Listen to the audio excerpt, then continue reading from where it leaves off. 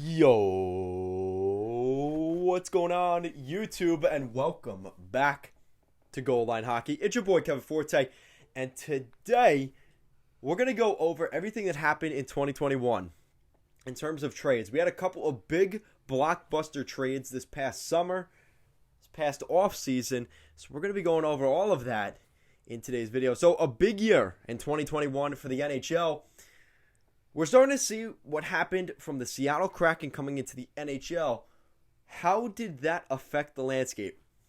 Now, again, you have to remember, $87.5 million were added in cap space this year from Seattle coming to the league, which meant teams had cap space, or they had not enough cap space, or they had to move guys to keep guys protected and unprotected and this and that. So that's when you get what we had this year. Just a monstrosity of big trades. The first one of the year, and I'm wearing the Blue Jackets jersey because they had a pretty big year. Pierre-Luc Dubois, who was their third overall pick from the Cape Breton Screaming Eagles back in the day, at the 2018 NHL draft. Maybe sooner, 2016. It might have been 2016, the Austin Matthews draft. And a third round pick.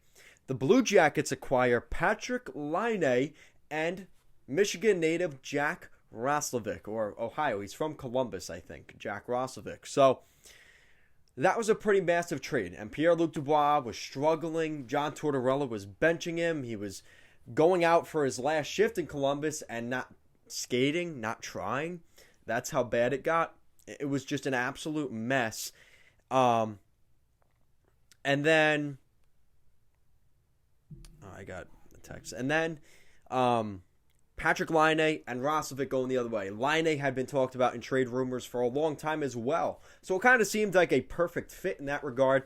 Patrick Laine had a pretty close connection with Jarmo Kekalainen, the general manager of the Columbus Blue Jackets. Both Finnish guys. So it did fit in that sense. And like I said, they bring back the hometown boy, Jack Roslovic, who is the Winnipeg Jets' first round pick in the 2015 NHL draft. The Buffalo Sabres were also big movers and shakers this year. It was really the Blue Jackets and the Sabres' year to just completely rebuild, and we saw that on full display. A lot about those teams making trades. Taylor Hall and Curtis Lazar traded to the Boston Bruins in exchange for Anders Bjork and a 2021 second-round pick that ended up being Kisakov, who is a goaltending prospect of the Buffalo Sabres. That ended up being a pretty decent trade for them. The Buffalo Sabres also traded out Sam Reinhart for Devin Levi, the Florida Panthers goalie, and a first. I think it was a first or a second round pick. They also made the big trade this fall, trading Jack Eichel, all the fallout from the disc replacement surgery and the team not allowing him to get that surgery and Jack Eichel refusing the surgery they wanted him to get. The infusion one. So just an absolute mess. That ended with Jack Eichel getting traded to the Vegas Golden Knights. And what ended up coming the other way, a pretty massive haul for Buffalo, but maybe not what we were expecting. They end up getting Peyton Krebs, a first-round pick. To be honest, the Vegas Golden Knights, first-round pick in their first season, right? So they drafted Cody Glass in the first round, that fifth overall pick. And Peyton Krebs. Peyton Krebs was their second ever draft pick. So, a little interesting there. And again, another guy to leave that organization. So Jack Eichel to Vegas, Peyton Krebs, Alex Tuch. So we see another hometown guy that wants to play in Buffalo. That was the big thing with Alex Tuch. He was a good player. He's been on the long-term injured reserve this entire year. He had shoulder surgery this summer. He's expected to be, actually, I believe he made his debut last week with the Buffalo Sabres. So, there you go. There's your part of the deal there. They also have a first-round pick, a second-round pick, and a bunch of other just assets in their trade. But that was the marquee trade of the year. Another pretty big trade, though. We saw a pretty big deal at the deadline. The marquee trade of this year's deadline just shows you how kind of dead this deadline was. The Washington Capitals after the 3 o'clock deadline, bring in Detroit Red Wings power forward Anthony Mantha. Anthony Mantha came into Washington. The other way, Jacob Vrana, Richard Panik, a 2021 first-round pick, which Detroit ended up drafting Sebastian Cossa with that draft pick, the goalie, and a 2022 second-round draft pick. A absolutely huge haul. Now, you got to remember at the time, the Washington Capitals thought to themselves, listen, our window might be closing. We want to bring in Anthony Mantha, a big power forward guy. The Caps were a tough team to play against already with huge Ovechkin, with big Tom Wilson. Now you add Anthony Mantha into that mix. That's a really tough top 6 to play against. And that was the big move there. And they traded out Jacob Vrana, who they had been developing for a long time. A late draft pick. Actually, no. I think it was a first or second round draft pick. He played in Hershey for a year or two. Richard Panik is no longer even in Detroit, so he ended up getting moved. And then they get Cossa. That's a big one there for the Red Wings. Another big trade we saw this summer was the 3-way deal between the Philadelphia Flyers, the Nashville Predators, and the Vegas Golden Knights. The Philadelphia Flyers acquire Ryan Ellis from the Nashville Predators, but it came at a cost. They gave up their 2018 second overall draft pick. He was projected to go first overall in that 2018 draft. The Devils end up taking Nico Hischier with that pick. The Flyers end up getting Nolan Patrick, falling right into their lap from the WHL's Brandon Wheat Kings. He doesn't end up panning out. He's a guy that's always injured. He didn't seem to fit with the Philadelphia Flyers. He ends up getting dealt along with Philip Myers, who, again, another Flyers defensive draft pick. One of those picks back in the day from Ron Hextall, making that a big, beefy blue line. Which didn't necessarily work the way that the Flyers had hoped. So Nolan Patrick and Philip Myers, 2 prospects, get moved out. And then the Predators make another deal, well, kind of the 3-way part of the trade. Cody Glass goes to the Nashville Predators. The Vegas Golden Knights get Nolan Patrick. So at the end of the day, Ryan Ellis to the Flyers, Philip Myers and Cody Glass to the Nashville Predators, and then Nolan Patrick goes right from Nashville right to Vegas, where the Vegas Golden Knights pick up Nolan Patrick, the former second overall draft pick. And they felt at the time that was a guy that could help their center depth. They made a big push this past summer to add some center depth behind Chandler Stevenson and William Karlsson, Nolan Patrick, and Brett Howden kind of leading off that list. The New York Rangers were not, again, with the salary cap situation, they just re-signed a couple of big guys. They know they have a couple of pending big contracts here over the next couple of years. Capo Caco, a restricted free agent this summer. Alexis Lafreniere next summer, in the summer of 2023. So the Rangers had to move out some cap space. It did come at a cost, though. It came at the cost of Pavel Buchnevich going to the St. Louis Blues for Sammy Blais and a 2022 second-round pick. Pretty good deal for the Blues, as Buchnevich has been a great fit there for the Blues. Playing alongside Vladimir Tarasenko, he has been a great addition to their lineup, and has been a huge part of the Blues' success through the start of this season. Continuing along with the Blue Jackets here, they made a massive trade, their big trade this summer, trading out Seth Jones.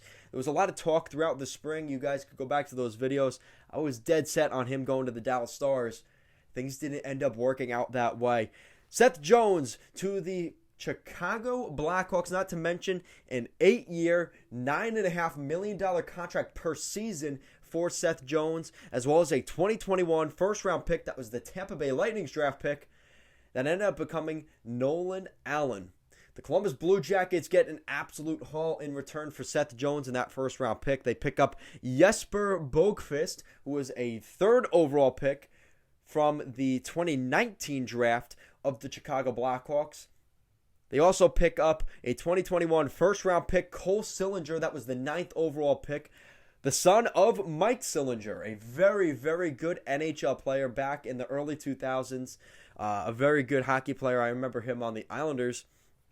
A 2021 second-round pick and a 2022 first-round pick. So 2 first-round picks, 1 top 10 draft pick in Cole Sillinger, a 2021 second-round pick, and a top 3 prospect in his draft at when he was drafted, in Adam Boqvist. It's Adam Boqvist.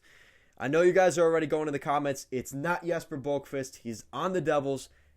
Adam Boqvist, the defenseman. All right, let's get that cleared out of the way. The Blue Jackets weren't done with that, though. That was not the only deal they made. They made a deal in their division, a Metropolitan Division deal with the Philadelphia Flyers, sending out longtime leader, great guy in the community, Cam Atkinson. They send him packing his bags over to the city of brotherly love, sending him to the Philadelphia Flyers in exchange for Jacob Voracek. They took a lot of money on from Jacob Voracek, and it seemed like a deal that he could come in and add some scoring, as both those guys kind of seemed like at the end of their season, well, really more Voracek. You were expecting that move, but for Cam Atkinson to leave Columbus, that seemed like a little bit more of a surprise to most people. He has been underperforming, though, in Columbus. That was part of the reason for that move. But, man, that was a tough blow for the city of Columbus. Not just the Blue Jackets organization, but losing Cam Atkinson for everything he did in the community. That was a tough loss there for the Jackets. And then one of the bigger trades, but not big trades at the same time. In terms of assets, it's not a ton. But it was the Golden Knights. We talk about how cutthroat that organization is. I think I have to make a video about that, because I think it is getting out there now that the Vegas Golden Knights are extremely, I hate to say no loyalty given, but it looks like that. And what they've done since their expansion year, what Kelly McCrimmon, what Bill Foley has allowed that staff to do, has been really, some would say borderline nasty, but that is the business. You look at some of the guys they've let go. Marc-Andre Fleury was the face of the Golden Knights. He had that extremely cringe picture when he came in. I remember watching him come out there, and he had, I'll try and put a picture of it up here for you guys. He was like waving his hand weird and had this like really weird look on his face. He really looked excited to go to Vegas, but he was the cornerstone of this team. And you guys remember all those guys, William Karlsson, Alex Tuck wasn't even exempt. He's now moved on, right? So a lot has changed in Vegas. And like I said, that was the breaking point, I think, for a lot of fans. Fans were very upset when they traded Marc-Andre Fleury to the Chicago Blackhawks this summer for Mikhail Hakkarainen, who within a week of trading for him, they got nothing from Marc-Andre Fleury. They traded for this guy and then got rid of they terminated his contract so he wouldn't be on the roster. That is how badly they wanted absolutely nothing for Fleury. I don't know why. Again, he won the Vezina Trophy in 2021. It's very puzzling how things have just kind of unfolded in that situation. But that was a big trade because of the PR. The fact that Marc-Andre Fleury found out about that trade from the Kevin Weeks report, not from the team, not from Kelly McCrimmon. He found out from Twitter. That is a huge, huge blow. There was a lot of talk if he would even move to Chicago. He had a family in Vegas. He had established himself there. And that's how it kind of ended. So there was a lot of animosity with the way things ended there. And that was kind of the deal that kind of capped off this year. But let me know what you guys think. From all these trades that I just mentioned, that I tried to explain most of them. There were some you're going to say, oh, blah, blah, blah, I got traded for a 7th round pick. I'm not talking about those. We're talking about the bigger trades this year. Let me know which one of those I missed. Which one was the biggest marquee blockbuster trade of 2021? Let me know what you guys think down below. And if you like what we're doing here at Goal Line Hockey and want to see the latest news around the NHL and more videos just like this one, you guys know what to do. Make sure to give this video a big thumbs up and an even bigger subscribe down below. Guys, as always, thank you so much for watching this video. I will see you again next time.